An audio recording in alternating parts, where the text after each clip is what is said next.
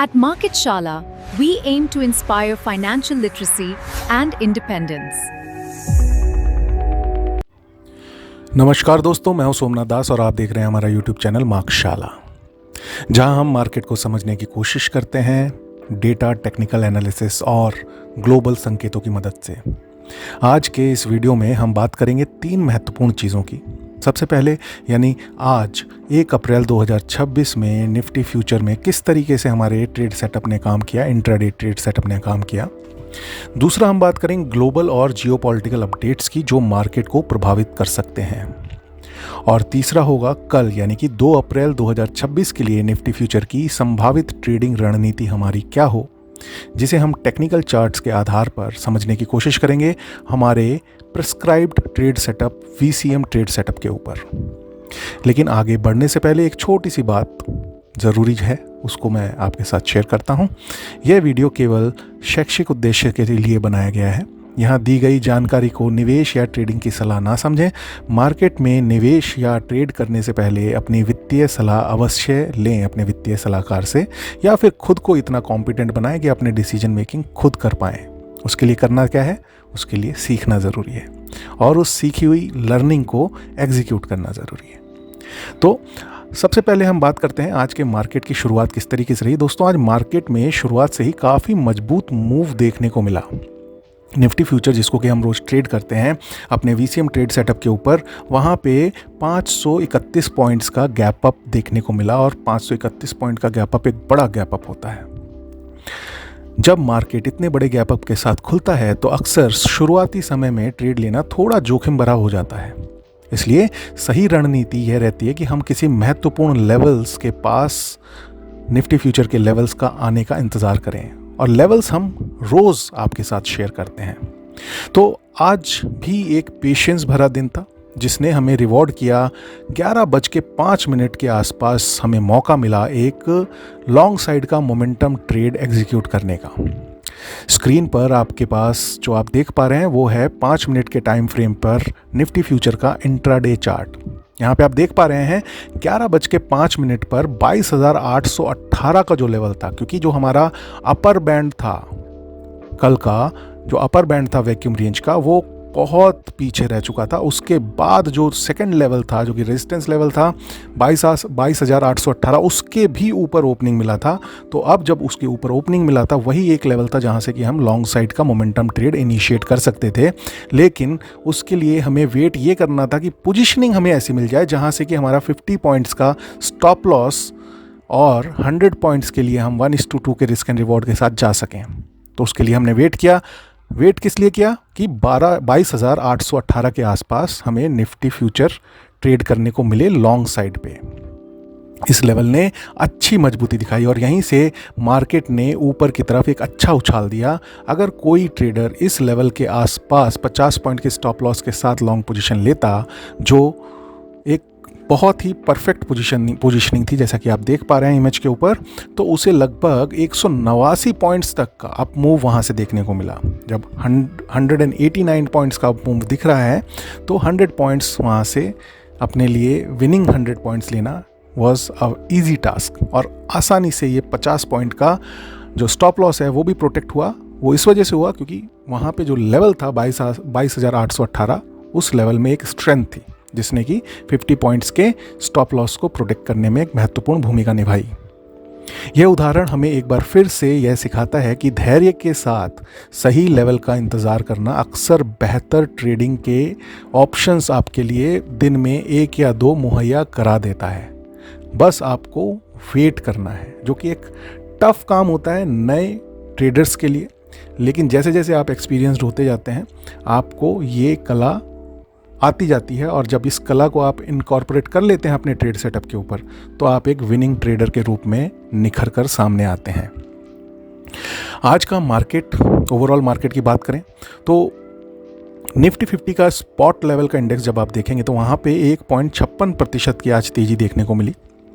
एक समय ये तेज़ी लगभग 2% से भी ज़्यादा थी, लेकिन ऊंचे स्तरों से मुनाफा वसूली देखने को मिली, जिसके कारण मार्केट अपने हाईज से थोड़ा नीचे आ गया।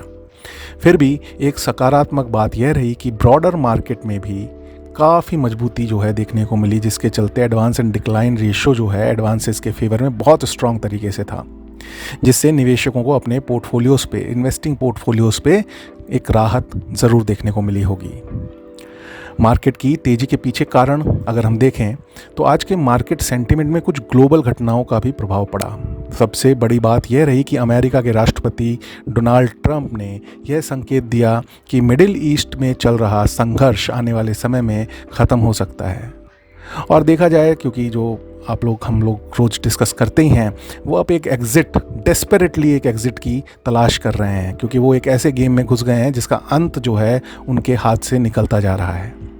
लेकिन इस बार एक डिफरेंट चीज़ ये हुई कि ईरान की तरफ से भी संकेत मिला कि वे भी बिना किसी अननेसेसरी दबाव के, अननेसेसरी या मतलब इररिलेवेंट शर्तों के इस संघर्ष को ख़त्म करने के पक्ष में है। हालांकि मार्केट अभी भी पूरी तरीके से निश्चिंत नहीं दिख रहा है, क्योंकि अगर ऐसा होता तो शायद हम आज के जो हाई लेवल्स हैं उनको प्रोटेक्ट कर पाते, वहाँ से हमें मुनाफा वसूली देखने को नहीं मिलती। और इसके पीछे कुछ ना कुछ डोनाल्ड ट्रंप जो वर्ल्ड लीडर हैं, अमेरिका के राष्ट्रपति हैं, उनकी जो क्रेडिबिलिटी है वो मेरे हिसाब से कोई एकदम ज़ीरो हो गई है। तो उनकी बातों पर विश्वास करके कोई अपने डिसीजन ले, ये उन्होंने खुद ही खो दिया है। तो ये भी एक बड़ा कारण है। कुछ पॉजिटिव संकेत और भी देखने को मिल रहे हैं, जहां से लग रहा है कि शायद इस बार कुछ ज़्यादा सीरियस हो, या फिर ऐसी चीज़ें ना हो कि जहां पे कि आज आपने कुछ बोला और अगले दिन उससे पलट गए। तो ये कुछ मैक्रो संकेत हैं जो कि सकारात्मक दिख रहे हैं। पहला है उसमें कि भारतीय रुपया डॉलर के मुकाबले थोड़ा मजबूत हुआ है और लगभग 93.42 के आसपास ट्रेड करता हुआ दिखाई दे रहा है, और ये एक समय 95 टच कर गया था दोस्तों।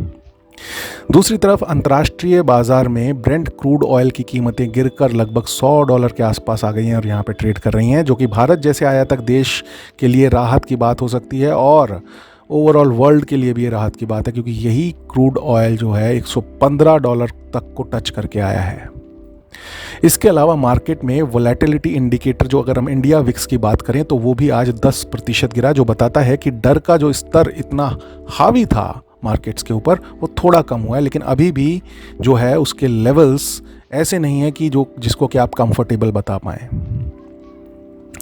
दोस्तों, कल भारतीय समय के अनुसार लगभग 6:30 बजे सुबह मिडिल ईस्ट के मुद्दे पर डोनाल्ड ट्रंप का एक संबोधन आने वाला है। ऐसी घटनाएं कई बार अगले दिन के मार्केट सेंटिमेंट को प्रभावित करती हैं, तो पूरे वर्ल्ड की नज़रें इस पर रहेंगी और ये मार्केट की दिशा को तय करने का काम करेगा, मुझे ऐसा लगता है। अब बात कर लेते हैं सबसे महत्वपूर्ण सेगमेंट की हमारे इस सीरीज़ की, वो है कल की ट्रेडिंग रणनीति क्या होगी VCM ट्रेड सेटअप के ऊपर। जो कि हमारा अपना ट्रेड सेटअप है, इसको पूरी तरीके से समझने के लिए मैं जो आपको हमेशा कहता हूँ कि डिस्क्रिप्शन में जाकर के टेक्स्ट मैंने इसका दिया हुआ है सारे रूल्स का, उसको एक बार पढ़ें और फिर हमारी डे टू डे जो कमेंट्री है उसको समझना आपके लिए आसान हो जाएगा। दोस्तों, किसी भी ट्रेडिंग सिस्टम में डिसिप्लिन और रिस्क मैनेजमेंट सबसे महत्वपूर्ण 2 चीज़ें होती हैं। हमारी कोशिश रहती है कि एक दिन में मैक्सिमम 2 ट्रेड्स के लिए ही हम जाएं, और अगर पहला ट्रेड ही हमें अपना टारगेट अचीव करा देता है तो सेकंड ट्रेड लेने का सोचे भी नहीं। तो हमारी जो VCM ट्रेड सेटअप है उसमें सबसे पहले हम डिस्कस करते हैं वैक्यूम रेंज। कल के लिए जो वैक्यूम रेंज रहेगा वो रहेगा 23,044 से 22,818, यानी कि जो अपर बैंड होगा वो होगा 23,044 का, लोअर बैंड होगा 22,818 का। अगर मार्केट इस रेंज के अंदर ओपन होता है तो हमें यह देखना होगा कि पहले कौन सा लेवल टेस्ट होता है। जो लेवल पहले टेस्ट होगा खाली उसी रेंज ट्रेड को हम लेंगे, दूसरे रेंज ट्रेड को हम नलीफाई कर देंगे। अगर मार्केट अपर बैंड यानी कि 23,044 के आसपास आकर रुकता हुआ दिखाई दे तो वहां से एक शॉर्ट साइड का जो है रेंज ट्रेड का मौका बनेगा, और इसके विपरीत यदि मार्केट नीचे आकर यानी कि लोअर बैंड 22,818 के पास सपोर्ट लेता हुआ दिखे तो इसके पास लॉन्ग साइड का रेंज ट्रेड का अवसर बनेगा। दोनों में से जो भी पहले हो वो एक ट्रेड जो है इनिशिएट होगा अगर वैक्यूम रेंज के बीच में निफ्टी फ्यूचर ओपन होता है तो। दोनों ही केसेस में स्टॉप लॉस रहेगा 50 पॉइंट्स का और टारगेट हमारा मिनिमम रहेगा 100 पॉइंट्स का। इसके विपरीत अगर वैक्यूम रेंज के बाहर जो है हमें निफ्टी फ्यूचर ट्रेड करता हुआ दिखाई देता है, तो वहाँ पे हम सबसे पहले बात करते हैं लॉन्ग साइड के मोमेंटम ट्रेड की। अगर निफ्टी फ्यूचर मजबूती के साथ 23,044 के ऊपर ट्रेड करता हुआ दिखाई देता है तो हम लॉन्ग साइड का मोमेंटम ट्रेड इनिशिएट करेंगे। ऐसी स्थिति में अगले संभावित रेजिस्टेंस लेवल्स जो हैं वो रहेंगे, पहला 23,378 और दूसरा रहेगा 23,663 का। लॉन्ग साइड का मोमेंटम ट्रेड के केस में भी हमारा स्टॉप लॉस रहेगा 50 पॉइंट्स और मिनिमम टारगेट हम लेकर के चलेंगे 100 पॉइंट्स का। इसके विपरीत शॉर्ट साइड का मोमेंटम ट्रेड कब जनरेट होगा? अगर 22,818 यानी कि वैक्यूम रेंज का लोअर बैंड 22,818 के नीचे निर्णायक रूप से जो है हमें ट्रेड करता हुआ निफ्टी फ्यूचर दिखाई देता है, तो वहाँ पे हम शॉर्ट साइड का मोमेंटम ट्रेड इनिशिएट करेंगे।